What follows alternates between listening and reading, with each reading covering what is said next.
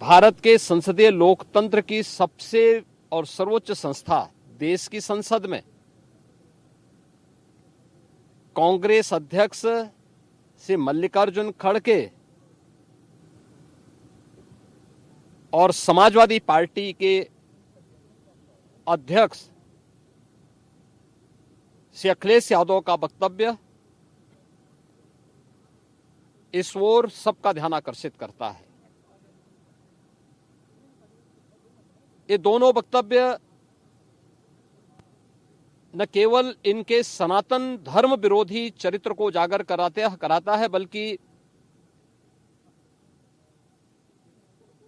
इनकी उस गिद्ध दृष्टि की ओर भी सबका ध्यान आकर्षित करता है जो लगातार इस महाकुंभ के खिलाफ पहले दिन से दुष्प्रचार कर रहे हैं। इनका ये बयान न केवल सनातन धर्म पर प्रहार है, बल्कि निंदनीय भी है और शर्मनाक भी।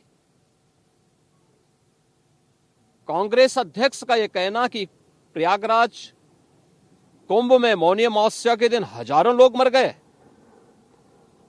हमें अफसोस होता है। एक इतना वरिष्ठ नेता, कांग्रेस देश की जो सबसे पुरानी पार्टी है, उसके अध्यक्ष से अपेक्षा की जाती है कि वो एक मर्यादित बयान देश की संसद में रखें, और इतना गुमराह करने वाला बयान, झूठ पे झूठ, ऐसे ही समाजवादी पार्टी के अध्यक्ष का बयान, एक प्रतिस्पर्धा दोनों दलों में है, कौन कितना सनातन विरोधी वक्तव्य दे सके। ये कहना कि कोई आंकड़े नहीं दिए गए, यहां से प्रशासन से जो बयान जो आंकड़े दिए गए, उन आंकड़ों को मैंने भी सबके सामने रखा। घटना दुखद थी, हर व्यक्ति दुखित था, और जितने क्विक रिस्पांस से मेला प्रशासन, police, NDRF, SDRF, civil defence, इन सब ने मिलकर के घायलों को हॉस्पिटल पहुंचाने का काम किया, अपने आप में एक मिसाल है। करोड़ों लोग प्रयागराज में उस दिन उपस्थित थे। ये दोनों दल चाहते थे और सनातन धर्म विरोधी चाहते थे कि बड़ा हादसा हो जाए। हमारी पहली प्राथमिकता थी कि किसी भी स्थिति में इसको हम जीरो हादसे तक लेके जाएं, लेकिन दुर्भाग्यपूर्ण तरीके से घटना घटित हुई। लेकिन जितने क्विक रिस्पांस से प्रशासन ने और सभी संबंधित संस्थाओं ने कार्य लेकर के उन्हें हॉस्पिटलाइज किया, उसमें कुछ लोग उस हादसे के शिकार हुए, वह दुखद है। उन सभी परिवारों के प्रति हम लोगों ने अपनी संवेदना भी व्यक्त की और उसके लिए कुछ आर्थिक मुआवजा भी घोषित किया। यद्यपि किसी व्यक्ति की कमी मुआवजे से नहीं हो सकती, लेकिन तब भी हम लोगों ने एक प्रयास किया, घायलों का प्रॉपर उपचार कराया। वे सभी घायल आज भी कुछ प्रयागराज मेडिकल कॉलेज में हैं, बाकी अपने परिवार के सदस्यों के साथ चले गए हैं।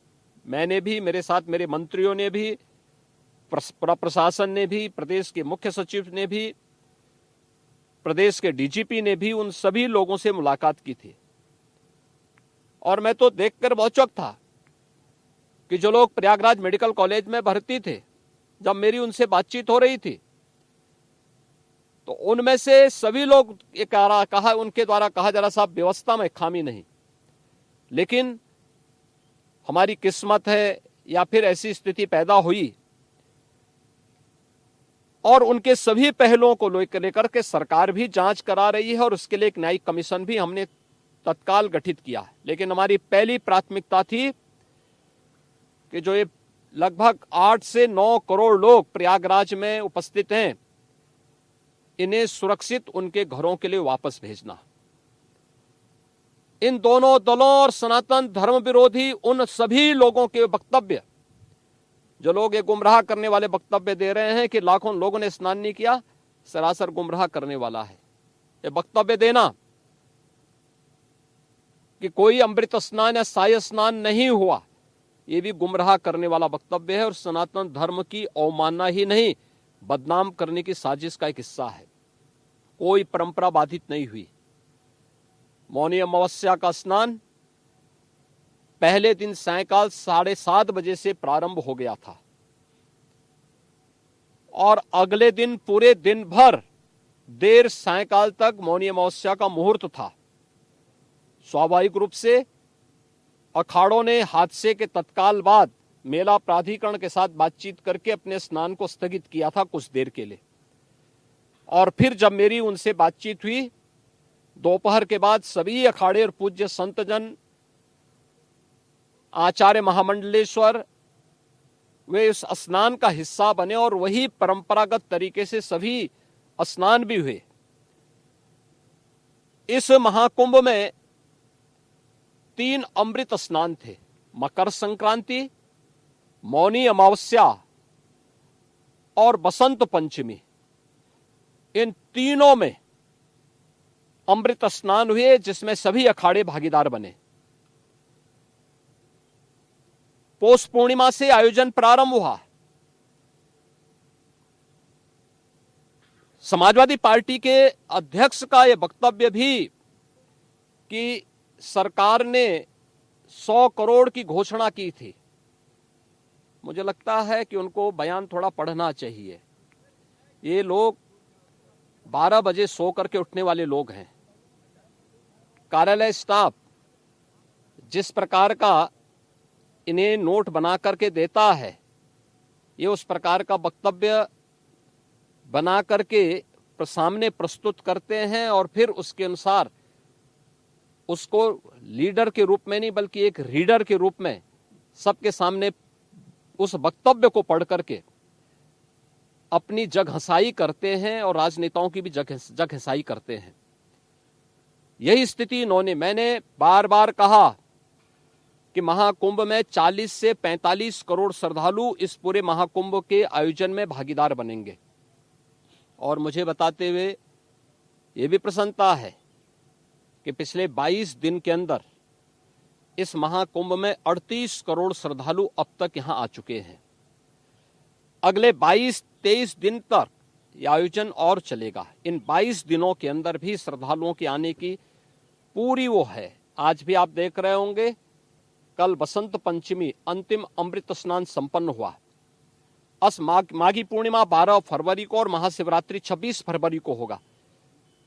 करोड़ों की संख्या में देश और दुनिया का हर श्रद्धालु आना चाहता है। आज भूटान के महामहिम नरेश ने भी यहां पर अपने देश के तमाम लोगों के साथ में इस आयोजन में वे सहभागी बने।